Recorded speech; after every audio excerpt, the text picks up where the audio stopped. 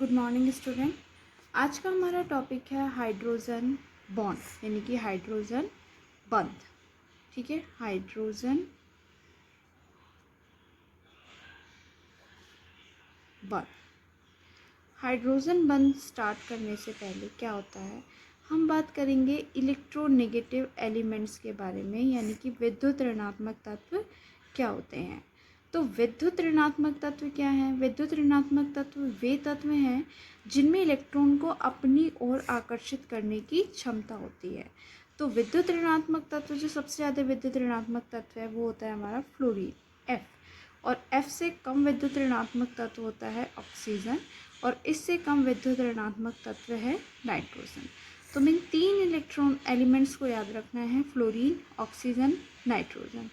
अगर इन तीनों में से कोई भी तत्व जाकर हाइड्रोजन से जुड़ जाता है, ठीक है, इन तीनों में से कोई भी तत्व फ्लोरीन, ऑक्सीजन या नाइट्रोजन में से कोई भी तत्व अगर हाइड्रोजन के साथ बंध बनाता है तो इस बंध को हम बोलते हैं हाइड्रोजन बंध।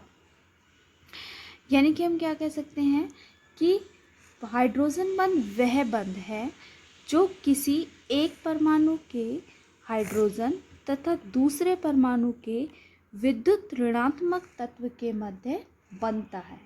क्लियर? देखो कैसे, हमने फॉर एग्जांपल HF हमारे पास एक मॉलिक्यूल है। क्लियर? HF मॉलिक्यूल है। अब HF मॉलिक्यूल हमारे पास बहुत सारे हो सकते हैं, HF। तो एक परमाणु का विद्युत ऋणात्मक तत्व यानी कि फ्लोरीन और दूसरे परमाणु का विद्युत धनात्मक तत्व हाइड्रोजन अगर मिलकर आपस में बंध बना लेते हैं तो हम इसे कहते हैं हाइड्रोजन बॉन्ड। ठीक है, इसी तरीके से इसका विद्युत ऋणात्मक तत्व फ्लोरीन और इसका विद्युत धनात्मक तत्व हाइड्रोजन, और हाइड्रोजन बॉन्ड को हम डैश द्वारा, डॉटेड लाइन द्वारा प्रेजेंट करते हैं। तो ये जो बॉन्ड बना ये हमारे बने हाइड्रोजन बॉन्ड। अब ये बनते कैसे हैं? सी, जब हम कोई भी एक मॉलिक्यूल की बात कर रहे हैं, हम बात कर रहे हैं कि इनमें से ये हमारा अधिक विद्युत ऋणात्मक तत्व है। जब ये विद्युत ऋणात्मक तत्व है तो ये क्या करेगा कि साझे के इलेक्ट्रॉन युग्म को अपनी ओर अट्रैक्ट कर लेगा। जब साझे का इलेक्ट्रॉन युग्म इसकी ओर अट्रैक्ट रहेगा तो उसकी वजह से क्या होगा कि इस पर आंशिक ऋणावेश आ जाता है और इस पर आंशिक धनावेश आ जाता है। ठीक है, तो इसी तरीके से यहाँ पर सब पर, इस पर आंशिक धनावेश, इस पर आंशिक ऋणावेश, इस पर धनावेश, इस पर ऋणावेश, धनावेश, ऋणावेश, धनावेश एंड ऋणावेश। तो जब ये मॉलिक्यूल आपस में आते हैं तो एक परमाणु का ऋणावेश दूसरे परमाणु के धनावेश के साथ आकर्षण बल के द्वारा जुड़ जाता है, और इस आकर्षण बल को ही हम हाइड्रोजन बॉन्ड कहते हैं। यानी कि हाइड्रोजन बॉन्ड केवल तीन एलिमेंट्स के साथ बना होता है कि फ्लोरीन, ऑक्सीजन या नाइट्रोजन। इन तीनों के साथ अगर हाइड्रोजन जुड़ गया है तो हाइड्रोजन बंध का निर्माण होता है। ठीक है, एक और एग्जांपल हम देख सकते हैं, जैसे वाटर यानी कि H2O। अब हाइड्रोजन का बॉन्ड का निर्माण यहाँ कैसे होता है, हम कैसे लिखते हैं, ऑक्सीजन, ऑक्सीजन के साथ दो हाइड्रोजन जुड़े होते हैं। ठीक है, इसी तरीके से एक और वाटर मॉलिक्यूल है, यहाँ पर भी एक ऑक्सीजन के साथ दो हाइड्रोजन बॉन्ड जुड़े हैं। और भी मॉलिक्यूल हो सकते हैं। ठीक है, लाखों, करोड़ों, खरबों बहुत सारे मॉलिक्यूल्स हमारे पास प्रेजेंट हो सकते हैं। तो जब ये मॉलिक्यूल्स प्रेजेंट है तो यहाँ पर क्या है, ऑक्सीजन विद्युत ऋणात्मक तत्व है। तो ऑक्सीजन क्या करेगा, इधर के इलेक्ट्रॉन्स को भी अपनी ओर खींचेगा और इधर के इलेक्ट्रॉन्स को भी अपनी ओर खींचेगा। जब ये इलेक्ट्रॉन्स को अपनी ओर खींचेगा तो इस पर आंशिक धनावेश, इस पर भी धनावेश, और इस पर क्या उत्पन्न हो जाएगा, आंशिक ऋणावेश। सेम कंडीशन यहाँ पर होगी कि ये आंशिक धनावेशित होंगे और ये ऋणावेशित होगा।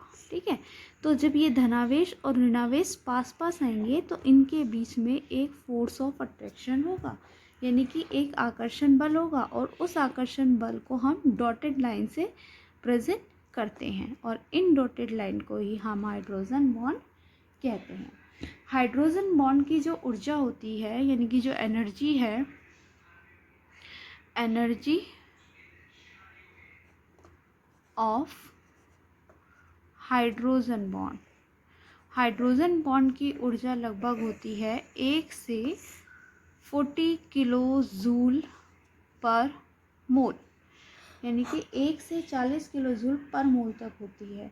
और हाइड्रोजन बंध की शक्ति अणुओं के मध्य लगने वाले आकर्षण बलों से अधिक होती है, यानी कि जो जनरली अणुओं के मध्य आकर्षण बल लगते हैं उनसे ज़्यादा प्रबल हमारे हाइड्रोजन बंध होते हैं।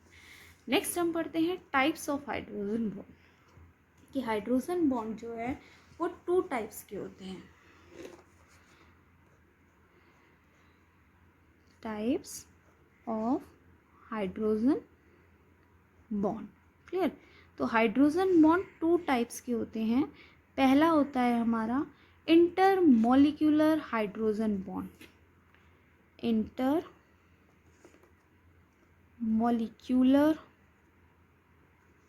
Hydrogen bond. सेकेंड होता है हमारा intramolecular hydrogen bond, sorry intramolecular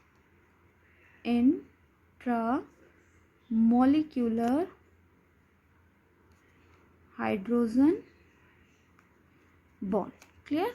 intermolecular hydrogen bond का मतलब है अंतरा अणुक, क्लियर। और इंट्रा का मतलब है अंतर अणुक, अंतर अणुक हाइड्रोजन बॉन्ड। अब देखो इंटरमॉलिक्यूलर हाइड्रोजन बॉन्ड क्या होते हैं। इंटरमॉलिक्यूलर हाइड्रोजन बॉन्ड का मतलब है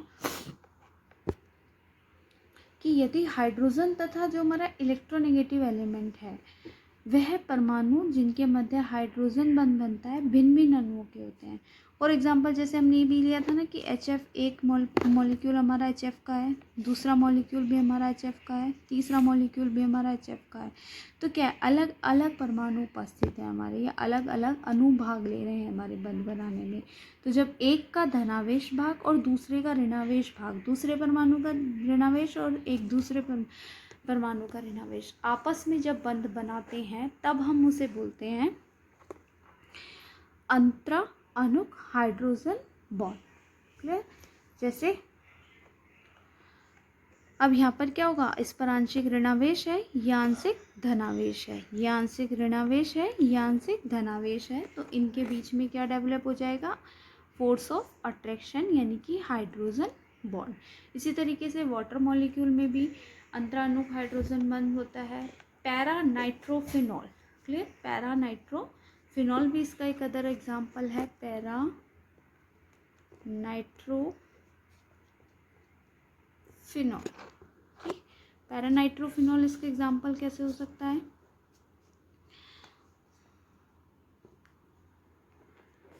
लाइक दिस, ये हमारा हुआ नाइट्रोफिनॉल का एक मॉलिक्यूल, ठीक है। इसी तरीके से जब इसके पास दूसरा मॉलिक्यूल प्रेजेंट होगा लाइक दिस, तो क्या है, यहाँ पे नाइट्रोजन, यहाँ पे ऑक्सीजन, ठीक। और नाइट्रोजन क्या है हमारा इलेक्ट्रोनेगेटिव एलिमेंट्स, और हाइड्रोजन क्या है आंशिक धनावेश होगा, इस पर आंशिक ऋणावेश होगा, तो दोनों के बीच में हाइड्रोजन बॉन्ड डेवलप हो जाएगा। डन। सेकेंड टाइप आता है हमारा intramolecular hydrogen bond.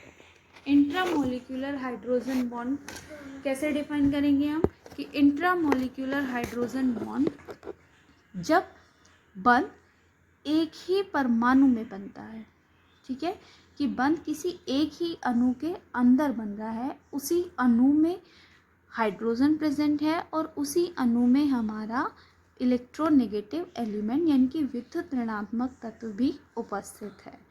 For example हम बोल सकते हैं ऑर्थोनाइट्रोफिनॉल, इस तरीके से,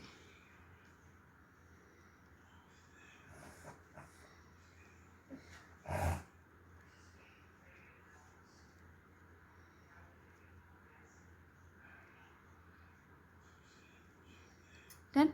तो एक ही मॉलिक्यूल है, क्लियर। यहाँ पे क्या है, ऑक्सीजन आंशिक ऋणावेशित होगा, हाइड्रोजन आंशिक धनावेशित होगा, तो इन दोनों के बीच में क्या होगा, हाइड्रोजन बॉन्ड डेवलप हो जाएगा। तो इस तरीके से जब किसी एक ही अणु के मध्य एक ही अणु में हाइड्रोजन और ऋण विद्युतीय परमाणु दोनों होते हैं, उनके बीच जब हाइड्रोजन बॉन्ड बनता है तब हम उसे कहते हैं intramolecular hydrogen bond.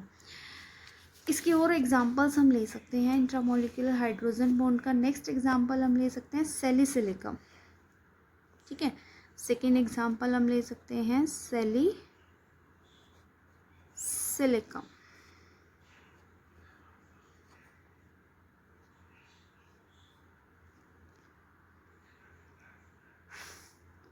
And this formula of salicylic acid is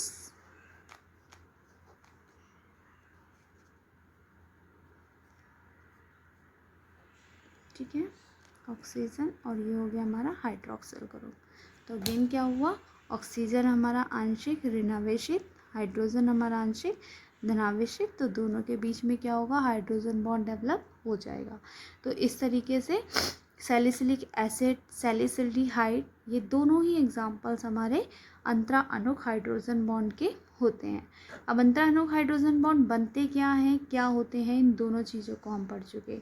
next पढ़ते हैं कि पदार्थ के गुणों पर इनका क्या प्रभाव पड़ता है। ठीक है, हाइड्रोजन बॉन्ड जो बन रहा है वो पदार्थ के गुणों को कैसे डिफाइन कर रहा है। जैसे फर्स्ट एग्जांपल हम सबसे पहले लेते हैं, या जो हमारे पास क्वेश्चन आता है इम्पॉर्टेंट, कि जो H2S है यानी कि हाइड्रोजन सल्फाइड है वो गैस है, ठीक है, जबकि H2O लिक्विड है, क्यों। ठीक है, या फिर इसी में हमसे क्वेश्चन पूछ लिया जाता है कि जो H2O का क्वथनांक है वो H2S से ज़्यादा है, यानी कि बॉइलिंग पॉइंट। गिव रीज़न, तो रीज़न क्या होगा कि H2O मॉलिक्यूल्स के बीच में हाइड्रोजन बॉन्ड डेवलप होगा, जबकि H2S में हाइड्रोजन बॉन्ड डेवलप नहीं होगा।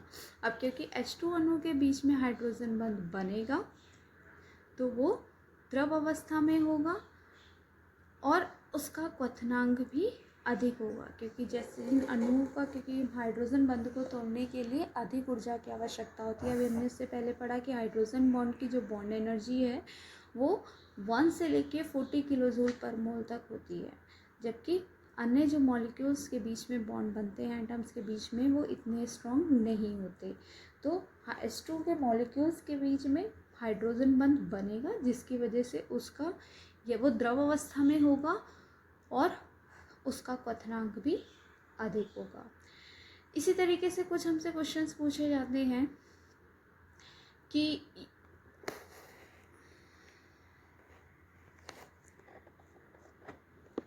अल्कोहल का क्वथनांक ईथर से अधिक है, ठीक है, अल्कोहल्स का जो बॉइलिंग पॉइंट है वो ईथर से अधिक है। वाई, तो यहाँ पर भी हम क्या रीज़न दे सकते हैं, अल्कोहल्स का फॉर्मूला क्या है, ROH, ईथर्स क्या है, ROR, ठीक है। तो अगर हम ROR के बहुत सारे मॉलिक्यूल्स देखें तो क्या इनमें हाइड्रोजन बॉन्ड डेवलप हो सकता है, नो, ठीक है। जबकि अल्कोहल्स के अगर हम मॉलिक्यूल्स को देखें HOR, ठीक है, और मॉलिक्यूल्स लिखें फिर से हम HOR, तो हम क्या देखते हैं कि यहाँ पर हाइड्रोजन बॉन्ड डेवलप होने की टेंडेंसी है। तो इसी वजह से इसका बॉइलिंग पॉइंट उससे ज़्यादा होता है। या फिर हम कह सकते हैं कि जो अल्कोहल्स हैं वो वाटर सॉल्युबल है, जबकि ईथर वाटर सॉल्युबल नहीं है। ये जल में घुल जाएंगे क्योंकि जल के अणुओं के साथ हाइड्रोजन बंध बनाने की क्षमता रखते हैं, और ईथर जल के अणुओं के साथ नहीं घुलते क्योंकि ये उसके अणुओं के साथ। इसी तरीके से हम अम्लीय गुण भी बता सकते हैं कि कुछ का जिन परमाणुओं में हाइड्रोजन बंध बनाने की क्षमता ज़्यादा होती है उनका अम्लीय गुण भी ज़्यादा होता है, या उनका अम्लीय लक्षण भी उनमें ज़्यादा पाया जाता है। क्लियर। तो हाइड्रोजन बंध दो तरह का होता है, इंटर और इंट्रा। इंट्रा जब एक ही परमाणु के अंदर बनता है, इंटर जब दो परमाणु के अंदर बनता है।